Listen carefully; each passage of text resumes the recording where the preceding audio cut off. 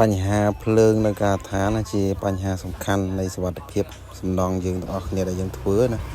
ខ្ញុំមកអូននោះវាឆក់មកសុំមិញវាប្រើព្រីនៅសើមហើយនៅអូសទៅឃើញវីដេអូដែលគេឆក់ខ្សែស្រាតនៅលើណា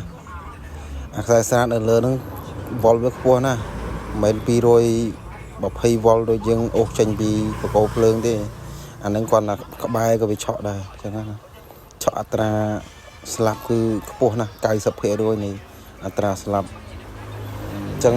ប្រយ័ត្នញ៉ៃទាំងអស់គ្នាមែនទេអាអូននេះវាក្មេងគ្នាអត់ដឹងណាហើយយើងប្រើមុននឹងប្រើកូនជាងក៏យើងគួរតែបញ្យល់អំពីបញ្ហាសុវត្ថិភាពតខ្លួនប្រព័ន្ធមួយភ្លើងប្រព័ន្ធមួយការប្រើម៉ូទ័រអីជាដើមនឹងដើម្បីឲ្យពួកគាត់ដឹងជៀសវាងមានបញ្ហា